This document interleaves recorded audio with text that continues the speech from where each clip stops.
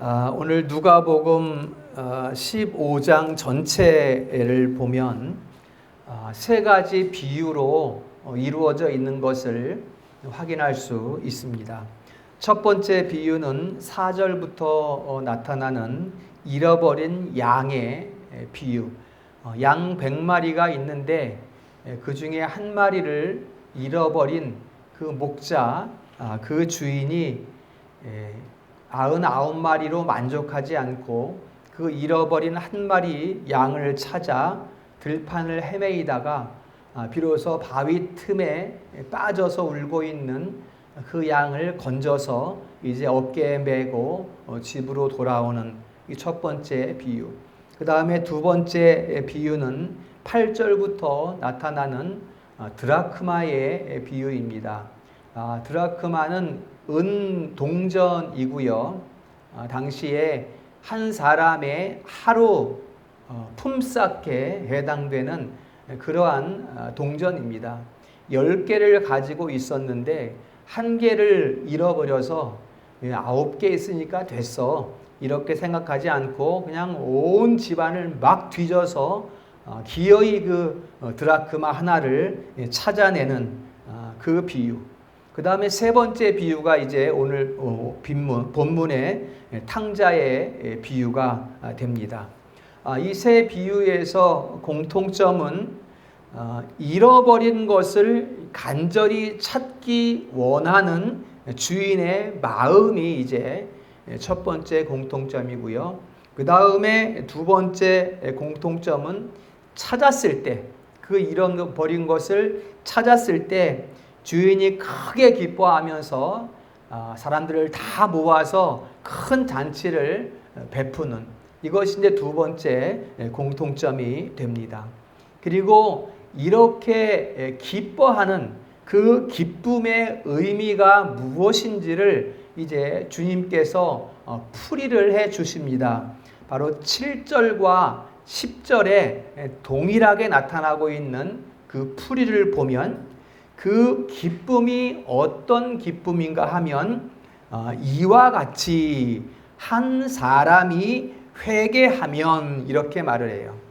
한 사람이 회개했을 때의 기쁨이다. 바로 죄인 한 사람이 회개했을 때 주인이 갖는 기쁨이 바로 이 잔치를 배설하는 기쁨이다. 이렇게 풀이를 해주고 있습니다.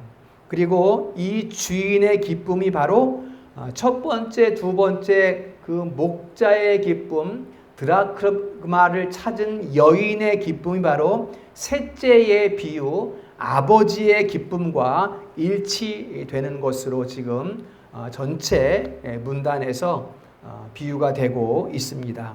이 아버지는 어떤 아버지인가? 이제 오늘 우리 본문에 이 아버지는 어떤 아버지인가 하면 품꾼이 많은 아버지예요. 일꾼이 그 집안에 많이 왕래하면서 그러니까 집안에 일도 많고 돈도 많고 곡식도 많은 그런 아버지이고요. 그 다음에 너무나 집안이 커서 재산이 많고 해서 종도 많아요. 종도 많은 아버지이고요. 재산이 풍부한 아버지고, 또 이 아버지는 자식을 지극히 사랑하는 긍휼이 많으신 아버지로 이렇게 묘사되고 있는 것을 볼 수가 있습니다. 자, 이 아버지에게 두 아들이 있습니다. 첫째 아들은 아버지에게 잘 순종하는 그러한 아들로 나타나고 있고요. 둘째 아들은 이 전체 이 문맥의 흐름을 볼 때 뭔가 마음에 허탄함이 있었던 것으로 이렇게 보입니다. 그래서 아버지의 분깃, 그러니까는 내 분깃, 아버지 재산 중에서 내가 받을 유산을 내게 주세요. 지금 주세요. 아버지 살아 계셨을 때 어차피 나중에 줄 거니까 미리 지금 주세요. 라고 해서 그 재산을 이제 챙겨서 이제 집을 떠나는 이런 모습이 이제 나타나고 있습니다. 당시의 유산은 뭐 우리나라도 비슷합니다. 지금은 안 그렇지만 과거의 우리나라도 비슷해요. 장자에게 유산을 많이 주죠. 장자에게. 그러니까 지금 이 당시의 배경으로 볼 때 장자에게 2개를 주면 그 다음 둘째 아들에게는 1개를 주는 유산 배분의 방식이 있어요. 그래서 보면은 아버지 전체 재산의 3분의 1을 가지고 이제 이 아들이, 둘째 아들이 떠나는 거예요. 그러니까 아까 말씀드린 것처럼 엄청 부자니까 그 돈이, 둘째 아들이 가지고 나간 돈이 엄청 많겠지요. 그 재산을 가지고 이제 둘째 아들이 13절에 보면 어디로 갔는가 하면 먼 나라에 갔다 이렇게 말해요. 지금 제가 말씀드리는 부분에는 잘 밑줄을 쳐놨다가 나중에 꼭 기억하시기 바랍니다. 먼 나라에 갔다. 그 먼 나라가 어딘가요? 여기에서 말하는 먼 나라는 하나님 품을 떠난 곳이 이 먼 나라입니다. 뭐 거리가 멀기도 하겠지만 하나님 품을 떠나 나가 있는 곳은 먼 나라입니다. 바로 하나님을 의지하지 않게 만드는, 하나님을 의지하지 않는 그 세상, 그곳이 바로 먼 나라입니다.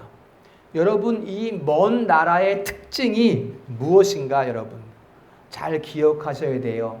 이 먼 나라의 특징은 하나님의 품이 아니면서도 하나님의 품인 것처럼 교묘하게 위장을 하고 있다는 것이에요.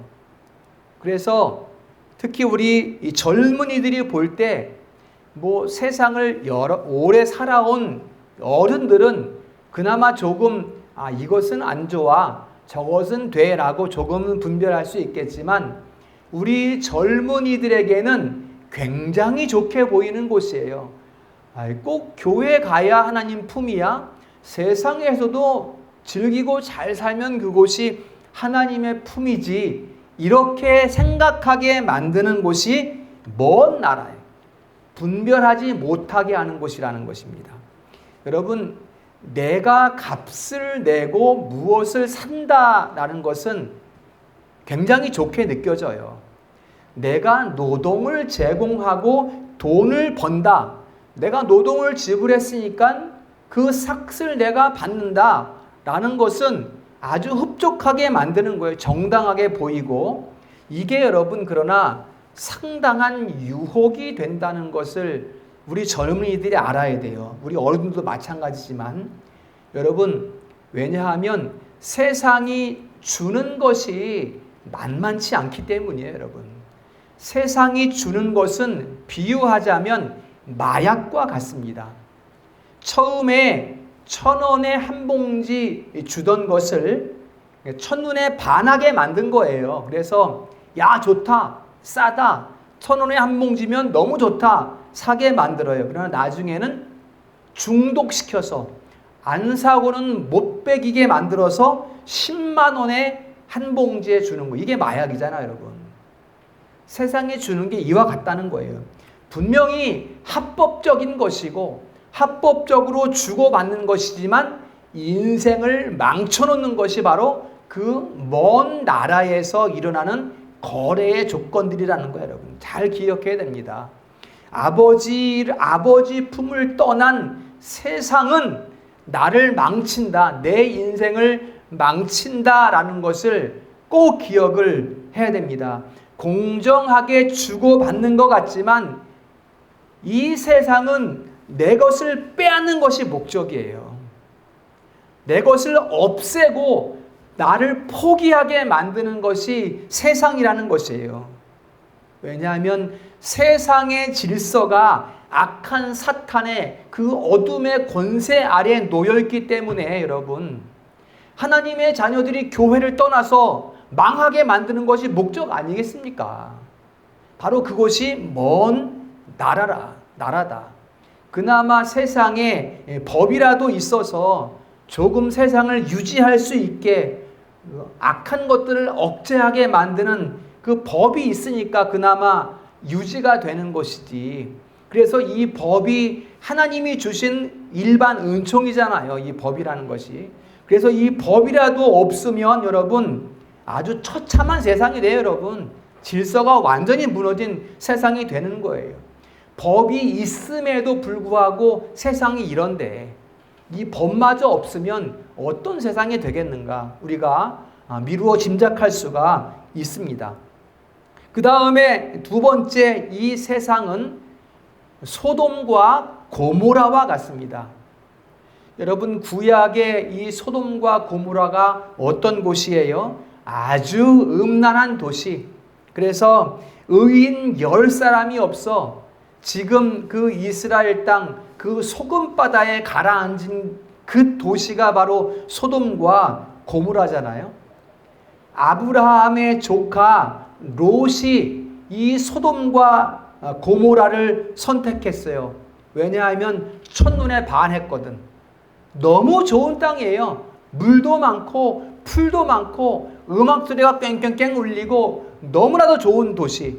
첫눈에 반해서 아브라함의 조카 롯은 이 소돔과 고모라를 선택했어요. 그러나 아브라함은 사람이 보기에 뭐 이런 땅이 다 있어 척박한 그 가나안 땅을 받았어요. 여러분 제가 지금 뭐라고 했습니까? 롯은 선택했고 아브라함은 받았다. 이렇게 여러분에게 말씀을 드렸어요. 여러분 우리 자녀들 특히 첫눈에 반하는 거 그거 여러분 먼 나라예요. 소돔과 고모라입니다. 첫눈에 반하게 만드는 것은 소돔과 고모라예요. 우리 성도들 자녀들 무엇을 선택할 때 제가 선택할 때라고 말씀드립니다. 무엇을 선택할 때 그날 밤에 기도해보고 받으시기를 축원합니다. 내가 선택하지만 받으셔야 돼요. 첫눈에 반하는 것은 다 소돔과 고모라라는 것을 기억을 하셔야 됩니다. 자, 이 탕자가 그 먼 나라에 가서 13절 뒷부분에 보면 허랑방탕했다 이렇게 말합니다. 재산을 허랑방탕하게 썼다. 여러분 어떤 것이 허랑방탕한 거예요? 어떻게 쓰는 것이 허랑방탕이에요? 술 마셨다, 도박했다, 음란했다, 뭐 여러 가지 이것저것 생각할 수 있겠지만 답은 하나입니다. 하나님의 뜻에 맞지 않게 사용하는 것은 전부 허랑방탕이에요. 어떻게 쓰든지 어디에 쓰든지 하나님 뜻에 합하지 않게 사용하는 것은 다 허랑방탕입니다. 왜냐하면 우리가 성도이기 때문이에요. 우리가 천국 백성이기 때문에 하나님 뜻에 맞게 사용해야 한다는 것입니다. 무엇을 하나 써도 하나님 뜻을 헤아려서 우리가 그것을 사용해야 한다라는 것입니다. 그렇지 않으면 다 허랑방탕이다. 이 탕자가 그래서 허랑방탕하게 아버지께 받은 그 재물을 다 허비했다. 이렇게 본문은 기록을 하고 있습니다. 이제 다 허비했어요. 그러다 보니까 이제 14절에 보면 그 나라에 이제 온 세상에 크게 흉년이 들었다. 이렇게 14절에 말합니다. 오늘 이게 중요한 부분의 하나가 됩니다. 그 나라에 크게 흉년이 들었다. 여기서 흉년이 왜 들까 여러분? 어차피 다 없어. 그냥 아들을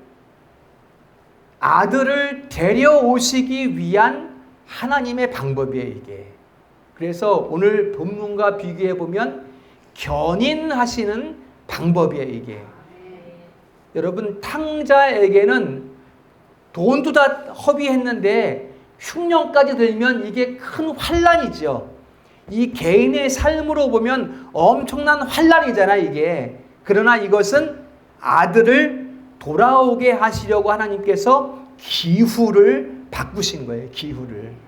탕자에게 흉년이지만 이것은 하나님 편에서는 집 나간 아들을 돌아오게 하시는 방법이다 라는 것을 여러분들이 기억을 해야 합니다.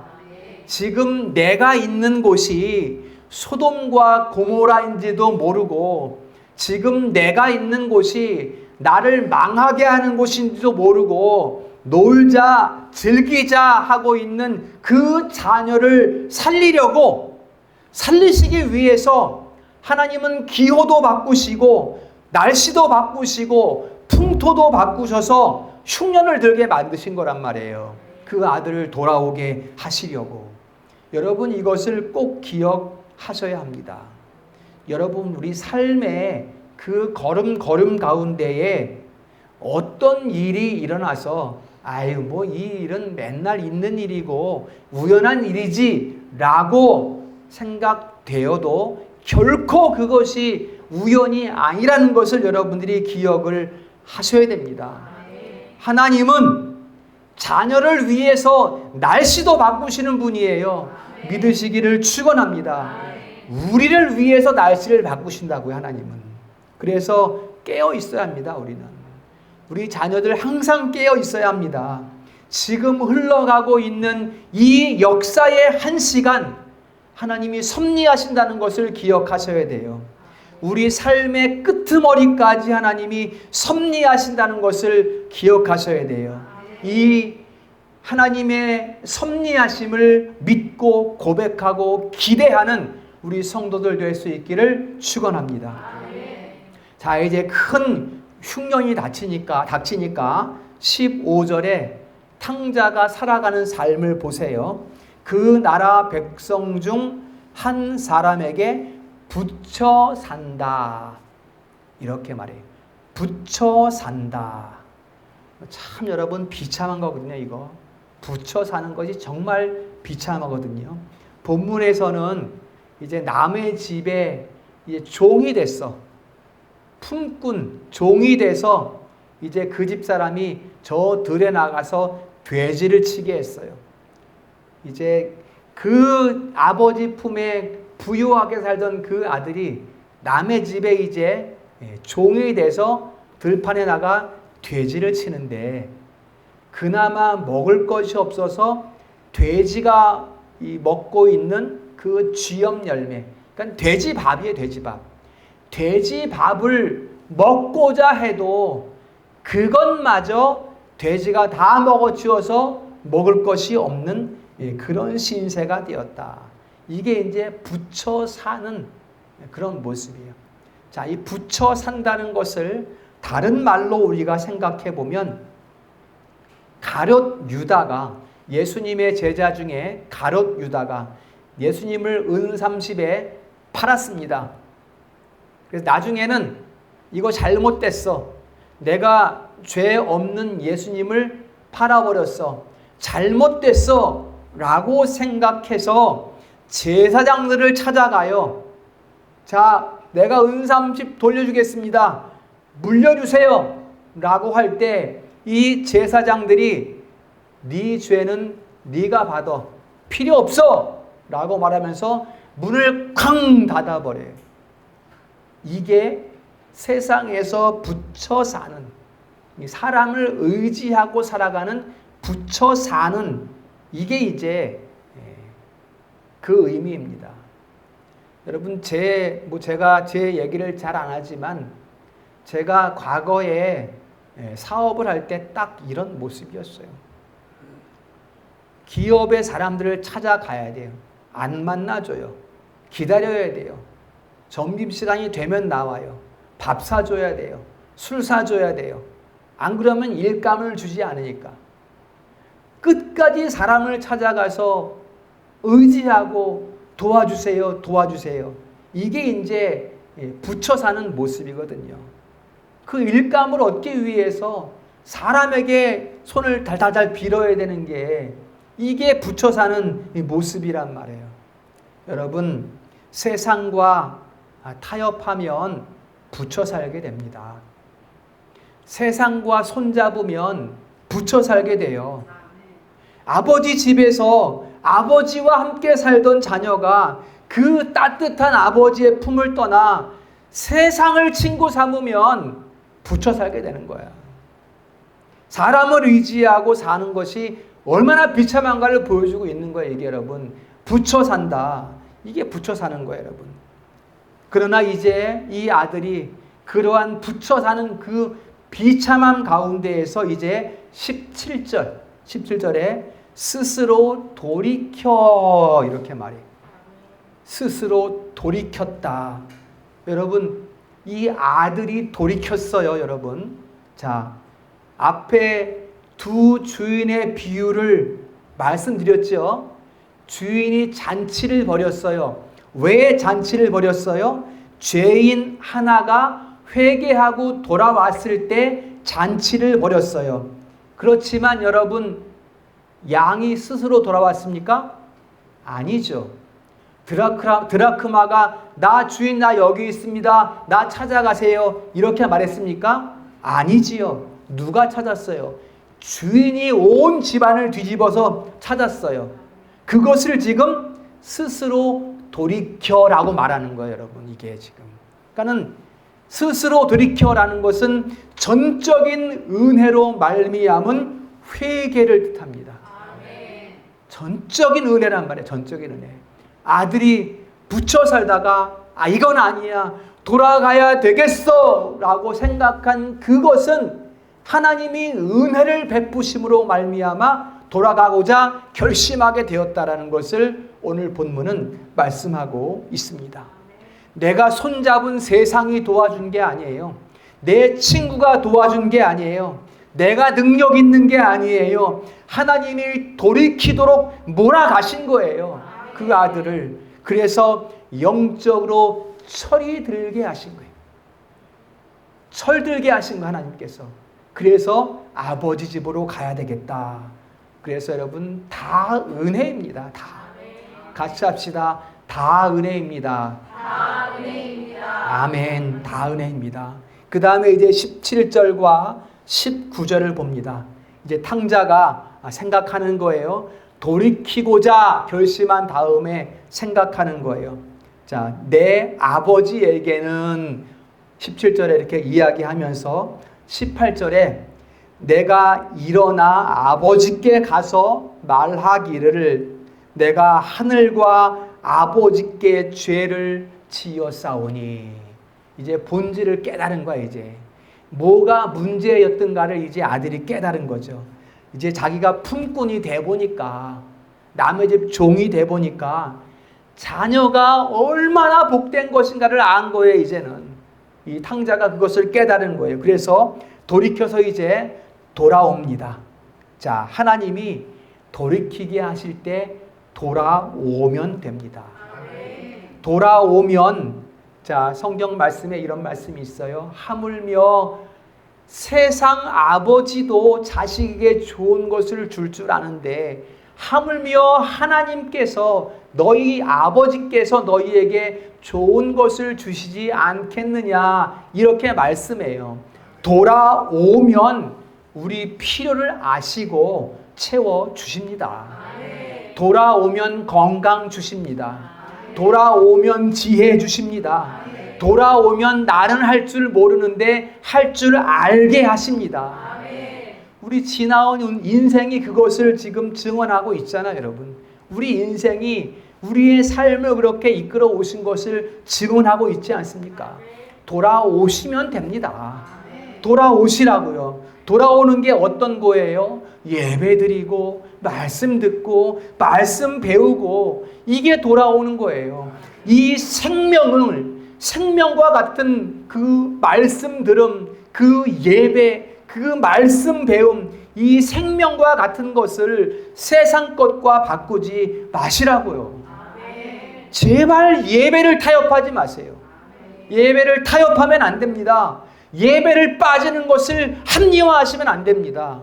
예배를 빠지는 것에 대해서 인정하시면 안 된다고요. 지금 이 시대 가운데에 특히 우리가 그것을 용인하면 안 돼요. 예배를 타협하면 결코 안 됩니다. 더 이상 이 목회자의 가슴을 찢지 마십시오.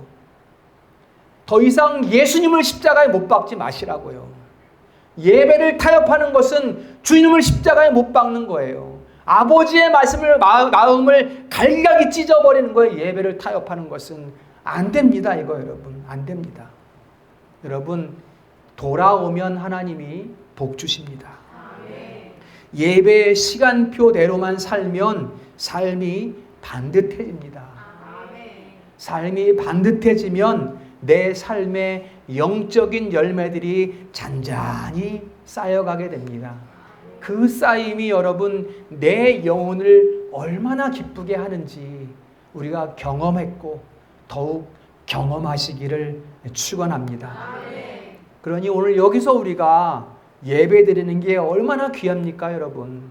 예배는 자녀가 아버지 품 안에 있음을 나타내는 그 절정의 절정, 클라이막스예요. 함께 있고 그 속에 있고 하나가 되어서 하나님의 영광을 누리고 하나님의 임재를 누리는, 이제 우리 성도들이 이 예배의 기쁨을 누릴 수 있기를 주님의 이름으로 축원합니다. 이제 20절입니다. 20절. 탕자가 집으로 돌아옵니다. 아들이 동구 밖까지 왔어요. 마을에 동구 밖까지 와서 이제 주저주저합니다. 내가 집에 돌아갈 수 있을까? 아버지가 나를 받아주실까? 그런데 자 20절에 뭐라고 합니까? 아직도 거리가 먼데 아버지가 그를 보고 저기 있는 아들을 보고 측은히 여겨 달려가, 이렇게 말하고 있습니다. 아직도 거리가 먼데 달려갔어요, 아버지가. 이게 뭔가 여러분? 매일매일 그 동구 밖을 바라보고 있었던 거예요. 언제 올까 내 아들이? 오늘 올까? 내일은 돌아올까? 계속해서 아버지는 그 동구 밖을 바라보고 기다리고 있었다는 것입니다, 여러분. 아들이 저 언덕 끝에 언제 나타날까 기다리고 있는데 그날 저 먼데 자식이 나타났어요. 거짓골을 하고 있지만 틀림없이 내 아들이야. 금방 알아보고 그냥 달려가서 동굴밭까지 달려가서 아들을 안아주시는 그 아버지를 오늘 본문이 우리에게 보여주고 있습니다. 여러분, 우리가 배우고 또 우리가 알아서 내가 하나님께 가는 것 같지만 아니에요. 하나님이 달려오십니다.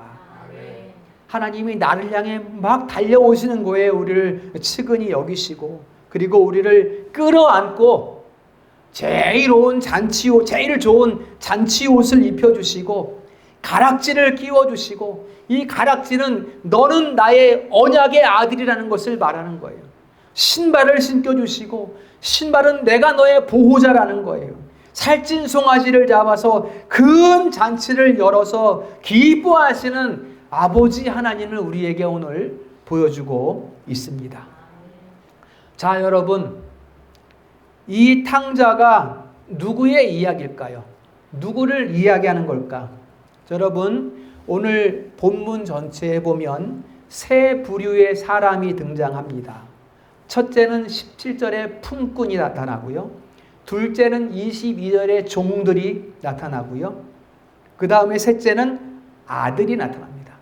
품꾼은 그 집에 여러분 17절에 보면 이 아들이 생각하는데 내 아버지 집에는 풍족한 품꾼이 얼마나 많은가, 이렇게 말해요. 그 품꾼마저도 부유하게 사는 품꾼들이에요. 그러나 이 품꾼은 그 집에 사는 사람이 아니고 들락날락하면서 일해주고 삭슬 받는 사람이 품꾼이에요. 그 다음에 종은 그 집 안에 머물기는 하지만 그저 주인 명령에 따라서 이 일, 저 일을 하는 사람이에요. 이 품꾼과 종들에게는 분깃이 없어요. 분깃이. 유산을 받을 자격이 없어, 이 두 사람들은. 그러나 아들은 집에 머물기도 하고 분깃도 얻을 자격이 있는 사람이죠. 구약으로 말하면 12지파, 신약으로 말하면 예수 믿어 구원받은 자녀, 그 아들을 말하고 있는 거예요. 자, 그러면 이제 오늘 설교 제목과 좀 매칭되는 게 여러분 보이시나요? 오늘 탕자의 비유는 누구의 이야기인가?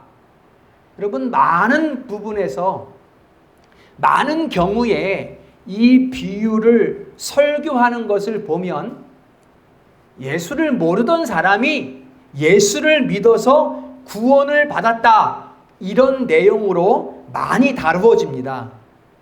이게 틀린 것은 아니에요. 예수 믿지 않던 사람이 예수 믿어서 하나님의 자녀가 되었다, 이게 틀린 것은 아니에요. 그러나 오늘 본문 이 비유를 엄밀히 보면 품꾼이, 종이 집을 나갔다 들어온 것이 아니라 아들의 이야기라는 거예요, 여러분. 아들의 이야기라는 것을 우리가 주목해야 돼요. 자, 그러면 오늘 이제 설교의 제목과 딱 이제 매칭이 됩니다. 성도의 견인에 맞춰서 이 말씀을 볼 때 결국은 뭐예요? 아들이 집을 나가면 무조건 다시 돌아오게 돼 있다는 거예요. 이걸 지금 우리에게 말씀해 주고 있는 거예요. 왜 돌아와야 됩니까? 하나님이 택하신 자녀이기 때문에 무조건 돌아오게 돼 있습니다. 그래서 이 탕자의 비유는 이미 믿는 자녀가 끝까지 하나님의 이끄심을 받는 성도의 견인에 관한 말씀이다, 이렇게 여러분에게 말씀을 드리겠습니다. 같이 합시다. 성도의 견인. 이 견인이라는 말이 기분 좋은 말은 아니죠. 자, 저쪽에다가 주차를 해놨는데 거기가 주차 금지 구역이라서 1시간 만에 돌아와 보니까 차가 견인되고 없죠. 이게 견인이에요, 여러분. 목사님, 아니에요. 여기에서 말하는 견인은 굳게 참는 것을 말하는 거예요. 맞습니다. 굳게 참는 것이 견인이에요.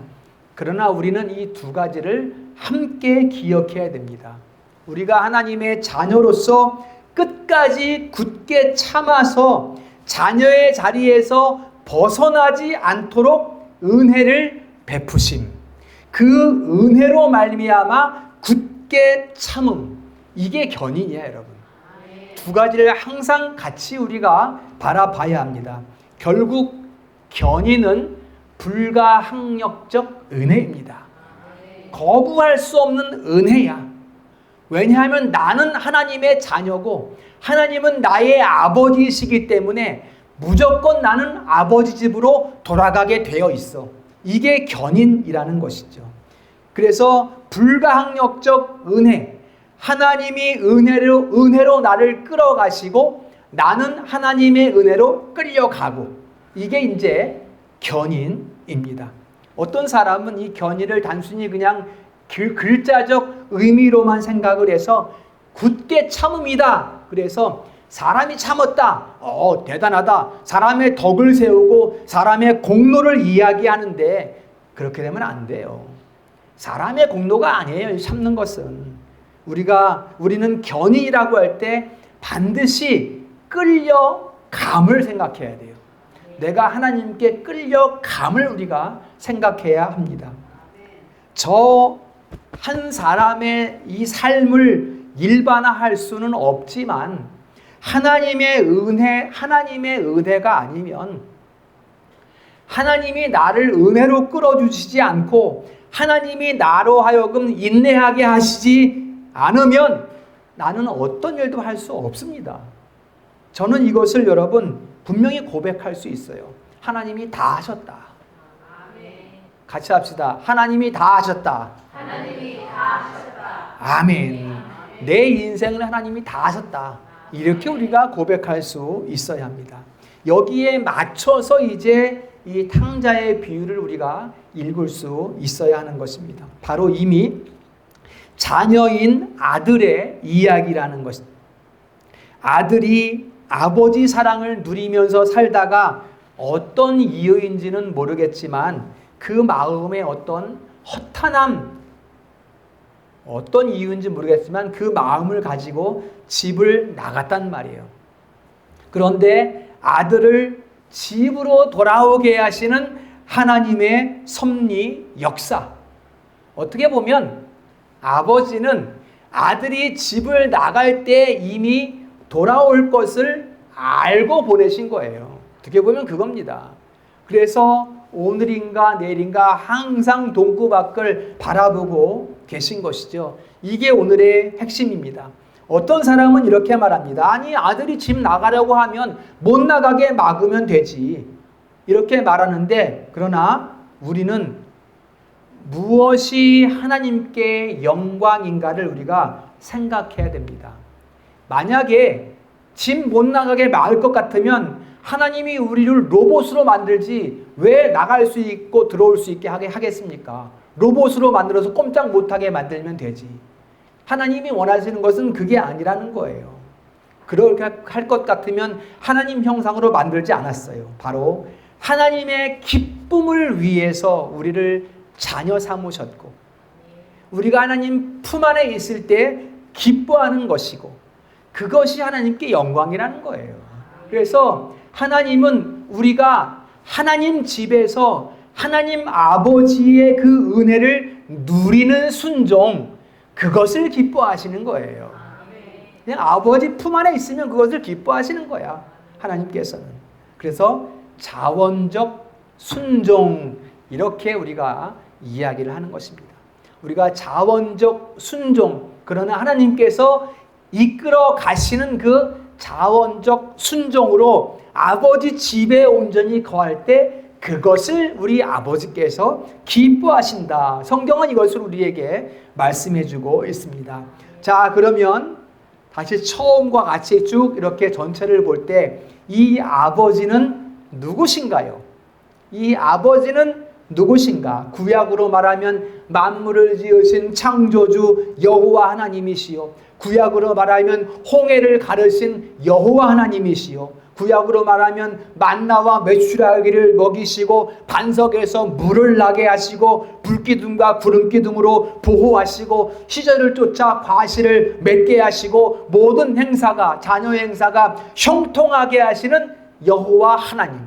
이것이 구약의 개념이라면 이제 신약에는 그 여호와 하나님이 누구? 아버지시다라는 것입니다. 그 여호와 하나님이 아버지시라고요, 여러분. 그 여호와 하나님이, 그 창조주 여호와 하나님이 우리 아버지시라고요. 예수님이 이 땅에 오셔서 선포한 말씀이, 그 복음이 이거예요. 하나님이 너희의 아버지시다. 그래서 하늘에 계신 우리 아버지여, 이렇게 기도하게 하셨단 말이죠. 구약에는 아버지 개념을 찾아보기 어렵습니다. 어딘가에 우리가 의미적으로 찾을 수는 있겠지만 우리가 직접적인 그런 부분은 찾아보기가 어려운데, 신약에서는 성취요 완성이요 실체이신 독생자 예수 그리스도께서 이 땅에 오셨으니 이제는 예수 그리스도 안에서 하나님은 우리의 아빠, 아버지시다. 이것을 성경은 우리에게 말씀해 주고 있습니다. 여러분, 너무 기쁘지 않습니까? 그 하나님이 우리 아버지래요, 여러분. 저 수많은 광채들을 저 허공에 놓으신 이 지구를 그 허공에 둥둥 뜨게 하셔서, 사람 어떻게 보면 거꾸로 매달리는 거 아니에요, 사람들이?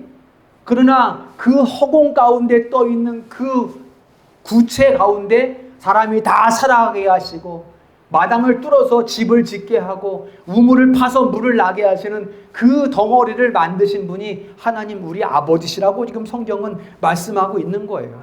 너무 기쁘잖아요, 여러분. 여러분, 하나님을 옥동자님, 염라대왕님 이렇게 부르면 얼마나 힘들겠어요, 여러분. 하나님을 아빠, 아버지라 부를 수 있으니 얼마나 기쁜가, 여러분. 자, 아버지가 자식에게 가장 바라는 것이 무엇일까요? 입신양명하고 벼슬을 얻어서 집에 돌아오면 아버지가 기뻐하실까요? 아니에요. 아버지는 그저 아프지 않고 크게 빗나가지 않고 다른 사람에게 피해주지 않고 거짓말 안 하고 착하게 살고 그저 아버지 집에서 아버지와 함께 있으면 아버지를 공경하면서, 공경하는 것은 뭐예요? 예배하고 말씀 듣고 기도하면서 그렇게 살면 아버지는 기뻐하시는 거예요. 다른 게 없어요. 이게 기쁜 거예요, 아버지는. 스바냐 3장 17절 말씀 같이 한번 우리가 읽어보도록 하겠습니다. 스바냐 3장 17절 시작. 너로 인하여 이기지 못하시며 너를 잠잠히 사랑하시며 너로 말미암아 즐거이 부르며 기뻐하시리로다. 아멘. 이 구절은 기뻐하신다는 말씀이 그냥 꽉 차 있어요. 그냥 전부 다. 하나님은 우리와 함께 있는 것을 이렇게 기뻐하신다는 거예요, 여러분. 이렇게 기뻐하신다는 것입니다. 우리가 하나님을 찾고 우리가 하나님을 부르는 것을 하나님은 기뻐하십니다. 그래서 이 탕자는 본래 말을 안 듣는 나쁜 아들이 아닌 것 같아요, 볼 때. 그렇지 않습니까? 아주 못된 아들같이 막 묘사를 하는데 그렇지 않은 것 같습니다. 어떤 자녀라도 내 아버지 유산 중에 내 돈이 있는데 한번 사업을 좀 해보고 싶어. 돈 좀 주세요라고 누구나 이렇게 생각할 수 있거든요. 한번 성공해보고 싶어서. 젊은 자녀들이라면 항상 이렇게 생각해 볼 수가 있습니다. 그러나 아버지 품을 떠나면 다 똑같다는 거예요. 그래서 그 아들들이. 그래서 여기 세상 여기저기 헤매다가 사람에게 속고 다 똑같습니다. 나가면. 이게 철이 안 들었기 때문에 나가면 다 똑같아요. 사기 당하고 또 갈치 당하고 봉변 당하고 이제 그때 하나님께서 그 아들에게 흉년을 만드시는 거예요. 이제는 안 되겠다. 너 거기 있으면 위험하다. 돌아오게 하시기 위해서 이제 흉년을 만드시는 거예요. 돌아오게 해야 됩니다. 자, 마지막으로 21절 봅니다. 같이 읽습니다. 21절 말씀. 시작. 아버지, 아버지께 죄를 지었사오니 지금부터는 아버지의 아들이라 일컬음을 감당하지 못하겠나이다 하나. 아멘. 자, 여러분, 뭐가 그렇게 큰 죄일까요? 사업 한번 해보려고 아버지 돈 주세요 그래서 나가서 좀 실패했는데 그게 그렇게 큰 죄일까? 좀 사업 실패했으면 돌아와서 아버지 이거 실패했어요. 죄송합니다. 이렇게 하면 될 텐데 장성한 아들이 그렇게 한 건데 나갔다가 잘 안 돼서 돌아왔는데 하늘과 아버지께 죄를 지었다. 뭐가 그렇게 큰 죄일까? 아들의 죄는 떠난 것입니다. 떠난 것이 죄예요.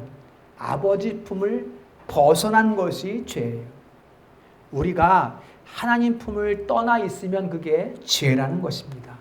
집을 나가서 무슨 고생을 했니? 무슨 음란을 했니? 술을 마셨니? 싸웠니? 나가서 어떤 일을 했니? 그게 핵심이 아니라 핵심은 하나님 품을 떠난 것입니다. 그게 이제 내가 죄를 지었습니다라고 지금 고백하고 있는 아들의 고백입니다. 탕자가 깨달았어요. 돌아왔어요. 아버지가 얼마나 기쁠까요, 여러분? 아버지가 얼마나 기쁠까요? 방탕하던 아들이 돌아와서 예배를 잘 드리고 말씀을 귀 기울여 잘 듣고 말씀을 열심히 배우고 또 충성하고 봉사하면 얼마나 기쁠까요? 이게 아버지의 지금 기쁨입니다. 아들이 이르되, 이게 중요한 거예요. 이제 여러분 다 같이 아들이 이르되, 이게 오늘 전체 말씀의 핵심입니다. 이미 아들이라는 거예요. 이미 아들이에요. 아들이 집 나갔다 온 거예요. 여기서 끝난 거예요, 여러분. 아들이면 다 끝이야, 여러분. 이제 뭐 걱정할 거 없어요. 아들이기 때문에. 탕자는 눈물 흘리면서 내가 아버지 아들이었는데, 내가 아버지 아들인데, 이걸 지금 믿고 있는 거예요, 탕자는 지금. 여러분들 이렇게 기도하십시오. 이 탕자 비유의 핵심입니다. 아들이 이르되. 하나님은 우리가 하나님 자녀인 것을 이미 결정하셨음을 믿으시기를 축원합니다. 그래서 우리는 하나님 자녀입니다. 자녀는 그냥 자녀예요. 딴 거 없어요. 이렇게 해도 자녀고 저렇게 해도 자녀고 이렇게 해서 자녀가 아닌 것으로 바뀌지 않아요. 자녀는 그냥 자녀입니다. 그 자녀를 아버지 하나님께서 끝까지 이끌어 주시는 거예요. 다만 어떻게 이끄십니까? 자원적 순종, 인격적 순종을 받으시기 위해서 깨닫게 하셔서 끌어주신다는 것을 꼭 기억하셔야 돼요, 여러분. 깨닫게 하셔, 먼저 깨닫게 해서. 아, 내가 여기 있을 것이 아니었구나. 내가 여기서 허랑방탕할 것이 아니었구나. 하나님께서 흉년을 일으키셨구나. 나로 돌아오게 하시려고. 이것을 우리가 고백할 수 있어야 합니다. 이게 나를 이끌어 가시는 견인의 은혜입니다. 이 견인의 은혜를 기억하면서 하나님께 영광 돌리는 우리 성도들과 우리 자녀들이 되시기를 주님의 이름으로 축원합니다.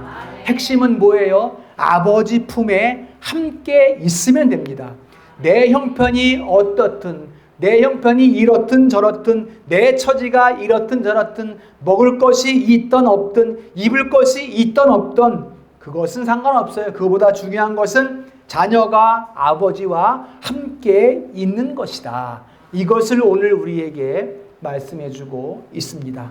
말씀을 마무리하겠습니다. 오늘 성도의 견인에 관한 말씀을 보았습니다. 성도의 즐거움이 어디 있을까, 여러분? 우리의 즐거움이, 우리 신앙생활의 즐거움이 어디 있을까요? 바로 마지막 날까지 나를 이끌어 주심, 바로 견인하심, 이게 성도의 즐거움이라고 말씀을 드리겠습니다. 그러니 여러분, 잠시 실족하더라도 실망하지 마십시오. 끝까지 우리를 견인하시는 하나님 앞에 더 의지하고 더 기대는 우리 성도들 될 수 있기를 바라겠습니다. 우리 성도들 어떤 것을 추구하고 있습니까? 오늘 하루의 삶 가운데에 무엇을 기억하고 있습니까? 꼭 기억하십시오. 내가 하나님 앞에 누구인가?